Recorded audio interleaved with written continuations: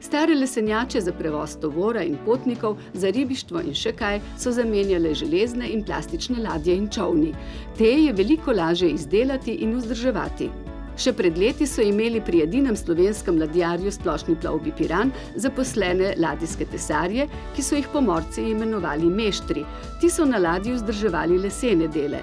Danes, ko teh ni več, so tudi ladijski tesarji izpadli iz spiska zaposlenih. Z izdelavo in obnovo lesenih bark se pri nas ukvarja le malo mojstrov, med njimi je tudi skupina mladih zanesenjakov iz Sečovelj.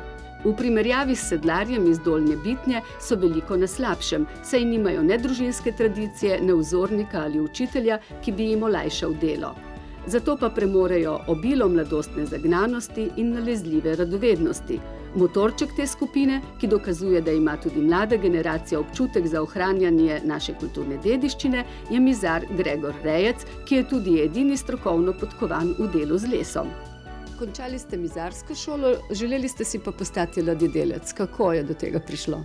Prišlo je do tega tako, ni bilo šole, končal sem pač mizarsko, ni bilo šole za ladjedelničarja tukaj. Bila je ukinjena že pred najmanj 30 leti, zato sem gledal stare mojstre po marinah, lukah, rivah in gledal, kako to delajo. In vedno me je veselilo. Predvsem me je zanimalo, kako lesena barka stoji na vodi, čeprav ima toliko špranj. Zdaj vem. Kdaj ste se prvič srečali z obnovo neke ladje? Prvič sem se s temi zadevami srečal, tako da sem sam začel delati, je bilo 5-6 let od tega, kot pomočnik. Pomagal sem in potem sem počasi začel tudi kaj sam delati in zdaj tudi sam se upam, kakšno zadevo že narediti. Kako se je pa lotite? S pogumom. Korajžno. To prav gotovo in ročne spretnosti in izkušnje, ampak kje začnete? Kaj je prej, kaj je pozneje? Ja, vsaka zadeva ima svoje zaporedje in svoj vrstni red. Pomembno je najprej, da ima barka zdrav gredelj, to pomeni, da je v liniji, najprej mora stati pravilno, potem se začnejo popravljati rebra, kar je osnovna nosilna konstrukcija, nato se komaj začne graditi oplata in zadnja zadeva pride paluba ter kabina. In če nekaj povemo o lesu, vi se na to spoznate, ker ste pač mizar že po poklicu.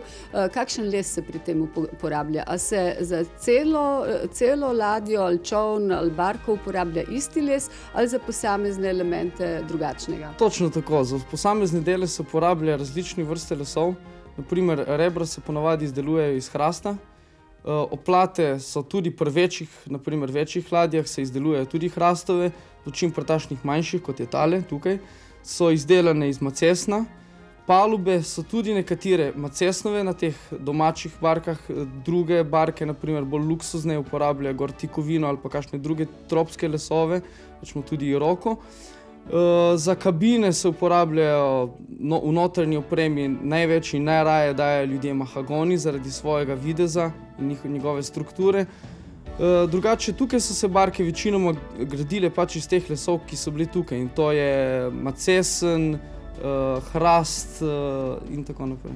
Kaj pa v primeru te vaše ladje, ki jo zdaj barčice, ki jo popravljate, kje ste dobili material in kakšnega ste pri tem uporabili? No, pri tej barki je tako, je naprimer osnovno gredelj in rebra so narejene iz hrastovine, oplata je macesnova in tudi palubo bomo naredili macesnovo. Les smo dobili pri nas v Sloveniji. Tukaj na obali ga sicer ni, zato smo mogli iti po hrast više v Brkine, po macesnem pa še naprej gor do Gorenjske. Kdo pa so največji mojstri tu na obali, če še kdo obstaja? Kdo najbolj obvlada to delo? Sigurno so največji strokovnjaki, so Dalmatinci, kateri tudi to še vedno in to tradicijo prehaja iz roda v rod. Oni nimajo teh težav kot jaz, ki sem mogel iskati to znanje, krasti od drugih, ampak enostavno gre iz roda v rod to znanje in sigurno najbolj obvladajo te zadeve tudi tukaj pri nas. Kaj pa zdaj trenutno v svetu je spet ta trend, da se pojavljajo stare ladje, lesene. Se to tudi pri nas dogaja? Ja, pri nas se počasi je začelo tudi premikati na bolje, tudi pri gradnji lesenih bark, vendar ni nobenega še tako velike ladjedelnice, večje ladjedelnice, ki bi to masovno izdelovala.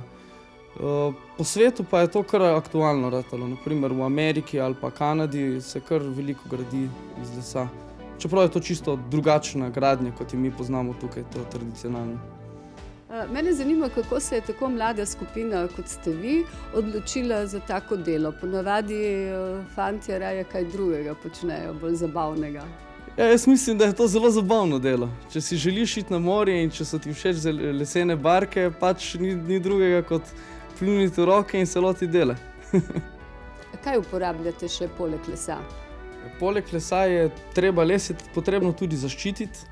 In jaz delam še vedno po najbolj takih tradicionalnih načinih in to je, naprimer, kot vidite, to oranžno barvo, to je mini v prahu, katerega mešam z lanenim oljem oziroma firnežom.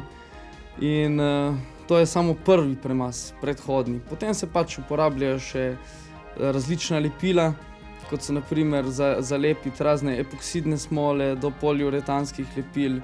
Odvisno od namena, kaj je pod vodo, kaj je v kabini, kakšna je potem nadaljna obdelava. Če se zadeva samo prebarva, lahko tudi uporabim kakšno, kot je čiba, rdeča čiba. Zdaj se ne uporablja več kaj dosti tukaj po teh krajih. Vendar to je tako. Stara barka, tradicionalna barka, potem delamo tudi z tradicionalnimi premazi in zaščitnimi sredstvi. Zato tudi barvamo še vedno z oljnimi barvami in tako naprej. Poleg tega, naprimer, samo za to barko, za jo, bi se reklo, mi rečemo temu pokalafatat, temu se reče zapreti vse te špranje in pore, uporabljamo prejo ali pa koton, mislim bombaž, katerega tolčemo znotri z takšnim orodjem, s takšnimi zabijali, ki se tudi več ne da, mislim, tudi tega orodja se ne da več kupiti v trgovinah, ampak ga je treba ročno izdelati ali pa mogoče se ga kje dobiš kakšnega starega, založenega, kje v kakšnih piranskih kleteh ali kaj takega, če je ostal od naših prednikov. Še kakšno drugo orodje mogoče uporabljate, ki ga drugi, recimo, mizarji ne poznajo? Ja, naprimer, mizarji vedno manj uporabljajo ročno orodje, rečemo kot kakšne ročne obliče, kakšne ročne svedre, ki se jih v ladjedelništvu uporablja še vedno, ker so nekako najbolj primerni za obdelavo lesa na barki. Pri obnovi preperele in dotrajane barke sodeluje tudi prijatelj, ki se na les ne spozna kaj prida. Njegova zadolžitev bo popravilo starega ladijskega motorja, ki pride na vrsto po obnovi lesenega ogrodja.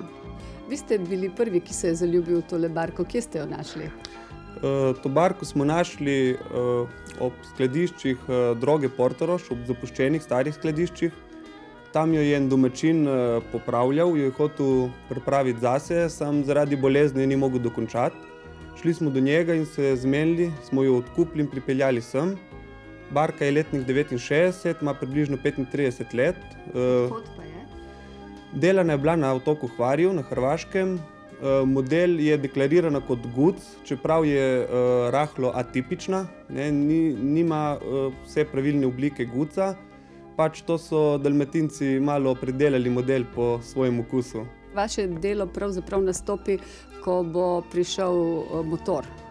Ja, jaz sem po izobrazbi strojni tehnik, tako da bo mehanska plat prepuščena meni. Obnovil bom motor, in sicer Mercedes za 4 cilindre bo ugrajen, dizel. In tudi drugo opremo, ko bo gor ugrajeno, bo predvsem jaz ugrajal. In zdaj bo kmalu se tudi začelo ta motor obnavljati.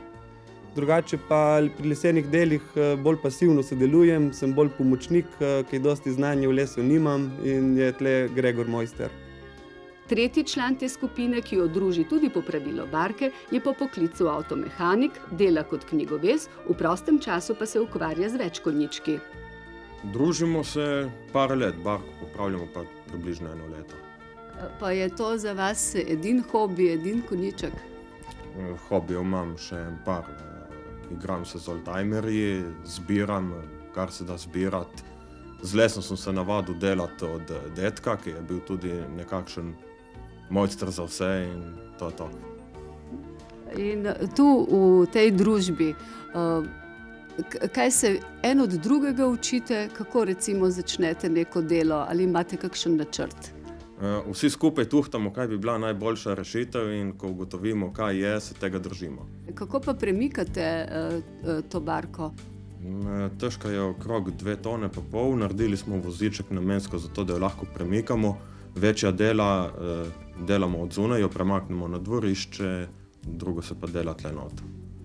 Stari Guc pa ni edina njihova skrb. V Sečoveljskih solinah čakata na spretne roke tudi barka za prevoz solinarskega gradbenega materiala in vlačilec, ki je nekoč vlekel maone, nekdanje ladje za prevoz soli. Oba sta v precej razsutem, za nepoznavalce že kar odpisanem stanju. Zdaj se nahajamo na barki Cokelj. Ta barka je služila tukaj v Piranskih solinah za vleko. In sicer vlekla je maone, to so bile pa večje barke, katere so bile samo za prevoz soli. To se vidi tudi po tej konstrukciji, da je barka zelo močno grajena, ker ima zelo gosta rebra iz hrastovine, tudi kompletna oplata je hrastova. Jaz se trenutno nahajam v sredinskem delu tega plovila, kateri ta prostor je služil za shranjevanje vrvi in ostalih vlečnih pripomočkov. Na barki bomo obnovili rebra, katera so poškodovana. Večinoma so poškodovana zaradi časa in to je v bistvu trohnoba. Menjali bomo, dali že spet nova hrastova rebra, katera mora biti tudi pravilno sušena in tudi pravilno raščen les. Za obnovo takšnega plovila zato potrebujemo več časa kot za obnovo kakršnega koli drugega plovila, ki je narejeno iz steklo plastike ali pa železa. Pri tem je treba tudi upoštevati, da je les vedno živ material, da ga je treba pravilno gledati, kako je raščen in kako se ga bo tudi zmontiralo na barko. Kajti le tako bo zdržal težka morja in dosti časa na morju. Ta čoln so uporabljali v solinah, kaj vse so z njim prevažali? Z tem čolnom so prevažali gradbeni material, blato, les in bila je namenjena izključno samo za prevoz materiala in za delo solin. Zakaj drugega niso imeli, naprimer, da bi hodili na ribolov ali kaj takega. To se vidi naprimer. Kakšen tip pa je to? To je tip, v bistvu zelo podobne so bile batane, zato ker imajo, vidi se po ravnih stranicah, ampak je dosti močneje grajena in ima dosti višje boke. Te barke so bile narejene iz macesna in to je edini tako ohranjen primerek. Prišla je sem v soline Piranske, iz solin iz Strunjana, kjer so jo tudi uporabljali in kjer je delovala. Kako jo mislite obnoviti in kaj mislite z njo narediti v prihodnje? V prihodnje mislimo jo ohraniti čim bolj podobno, takšno kot je bila, najbolj identično, menjati samo osnovne dele, kateri so strohneli, v katere je uničil zob časa, in tako, da bo na ogled še naslednjim rodovom in da bojo vedeli, s čim in kako se je delalo in ohranjalo in delalo soline. Obnavljanje lesenih bark zahteva veliko znanja, časa, potrpljenja in tudi denarja. Vse to pa zbledi ob misli na trenutek, ko lesena lepotica zasije v vseh svojih linijah in dovršenih podrobnostih ter se z razposajeno posadko spusti med morske valove. Najbrž bi takšna pustolovščina zamikala še kakšnega prikritega morskega volka, če bi si le mogel privoščiti več časa za sprostitev in sanje.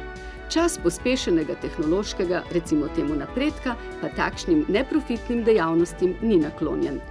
Na žalost se vse bolj nagibamo k prepričanju, da bodo izdelki, pripomočki in orodje tako sedlarskega kot ladjedelskega mojstra pristali v kakšni zaprašeni vitrini muzeja.